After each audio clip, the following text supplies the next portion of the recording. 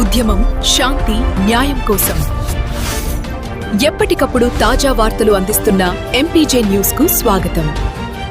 MPJ news కి స్వాగతం. వార్తలు చదువుతుంది మీ మాధురి. ఆలగడ్డ 4 రోడ్ల కూడలిలో మైనార్టీల హక్కుల కోసం మౌన దీక్ష.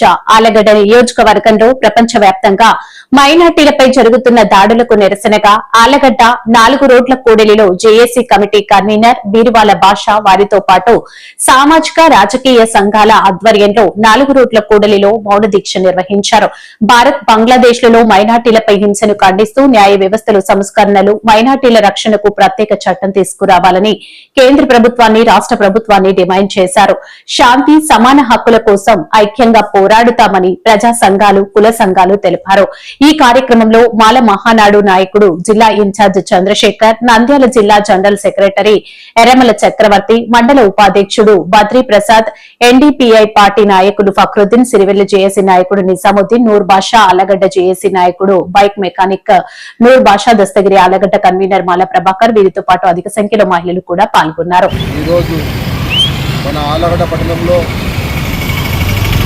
కోరోడ్ సంఖ్యలందు ఒక దీక్ష కార్యక్రమానికి జరుగుతున్నటువంటి ఈ యొక్క ప్రస్తుత పరిస్థితుల్లో భారతదేశంలో జరిగినటువంటి అన్యాయాల గురించి మరియు బంగ్లాదేశ్లో జరుగుతున్నటువంటి ఒక మరణకాండ గురించి మేము ఈరోజు దీక్ష చేయడానికి వచ్చాము. చూస్తున్నారు ప్రస్తుత పరిస్థితుల్లో మనం ఎంత ఘోరంగా ఉన్నాయో. బంగ్లాదేశ్లో ఒక అతన్ని ఘోరంగా కాల్చి చంపడం చాలా ఇది ఒక ప్రపంచం మొత్తం బాధపడాల్సిన విషయం. ఈ యొక్క చంపడము అతని ఫ్యామిలీకి, అతనికి ఎంత ఇబ్బందులు ఉంటాయో ఆ ఫ్యామిలీకి తెలుస్తుంది.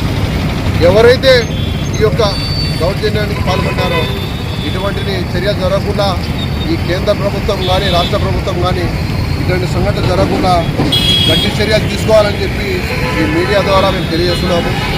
మరి ఒకటి మీడియా స్థలంగా ఏం చెప్తున్నామంటే, ఎవరైతే ఇటువంటి దోషులు ఉన్నారో వీళ్ళకి ఖచ్చితంగా గురి తీయాలని చెప్పి మేము ఈ మీడియా ద్వారా తెలియజేస్తున్నాము. మరొకటి శాస్త్రవేత్తలు, పెద్ద పెద్ద నాయకులు, పెద్ద మహానుభావులు ఈ యొక్క ధర్నాలు, ర్యాలీలు జరగబోదని చెప్పి చేస్తున్నారో ప్రస్తుత పరిస్థితులు చూస్తున్నారో. చాలామంది జైల్లో ఉన్నారు. వాళ్ళకి ఇంతవరకు బెయిల్ రాలేదు. కానీ ఒక అమ్మాయిలు రేప్ చేస్తే వాళ్ళను చంపుతని కూడా వాళ్ళను బెయిల్ ఇస్తున్నారు.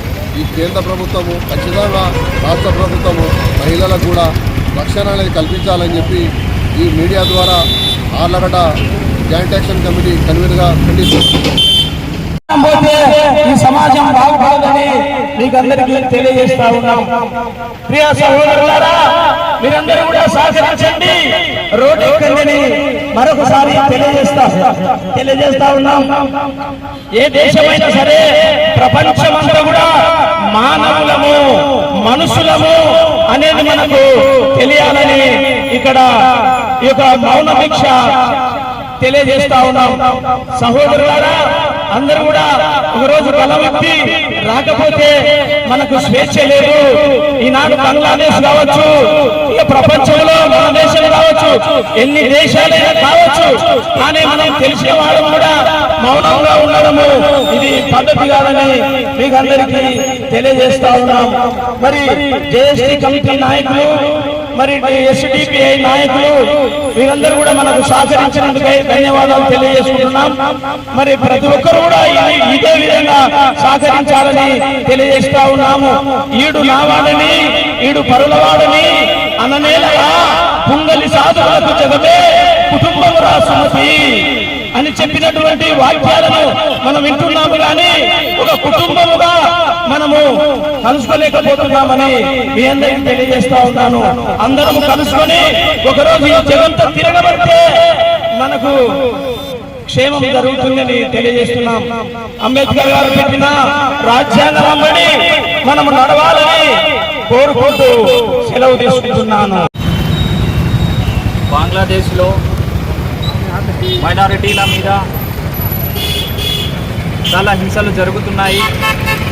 ముఖ్యంగా మొన్న రీసెంట్గా మనం చూసుకుంటే దీపు చంద్రదాస్ మన హిందూ సోదరుడి మీద, ఒక మైనారిటీ మీద బంగ్లాదేశ్లో హత్య జరిగింది. ఆ హత్య కూడా మరీ కిరాతంగా చేసినారు.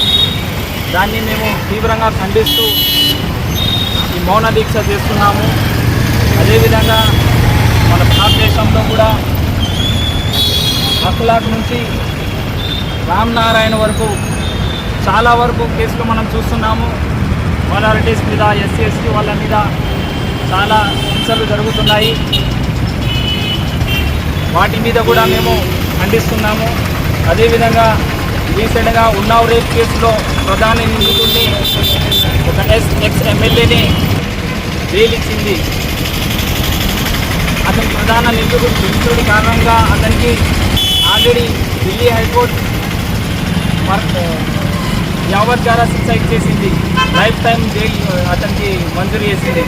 అయినప్పటికీ ధన బలంతో, రాజకీయ బలంతో ఢిల్లీ హైకోర్టు అతనికి బెయిల్ ఇచ్చింది. మళ్ళీ ప్రజానాయకులు, సంఘాలు, ప్రజలు తమ గొంతు వినిపించడం వల్ల సోషల్ మీడియా ద్వారా, న్యూస్ ఛానళ్ళ ద్వారా తన గొంతు వినిపించడం ద్వారా సుప్రీం హైకోర్టు ఆ బెయిల్ని మళ్ళీ స్టే ఇచ్చింది. ఎక్కడైతే అన్యాయాలు, అత్యాచారాలు, నేరాలు జరుగుతాయో మనం చూసి సైలెంట్గా ఉండకూడదు. ఎక్కడ మనం చూస్తామో, ఎప్పుడు మనం చూస్తామో దాన్ని మనం తీవ్రంగా ఖండించాలి. దాని మీద మనము మాట్లాడాలి. మనం ఈరోజు మాట్లాడకపోతే రేపు మన ఇంటి వాళ్ళ మీద, మన మీద కూడా అటువంటి చర్యలు జరగవచ్చు. అప్పుడు మనకంటూ మాట్లాడడానికి ఎవరు ఉండరు. మనకంటూ ఎవరన్నా మాట్లాడాలి అంటే రేపు పొద్దున మన మీద ఏమన్నా అన్యాయం జరిగితే ఈరోజు ఇతరులకు జరిగే అన్యాయాల మీద మనము మాట్లాడాలి. వాళ్ళ కోసం మనం న్యాయబద్ధంగా, చట్టబద్ధంగా మనం నిలబడి ఉండాలి. సెలవు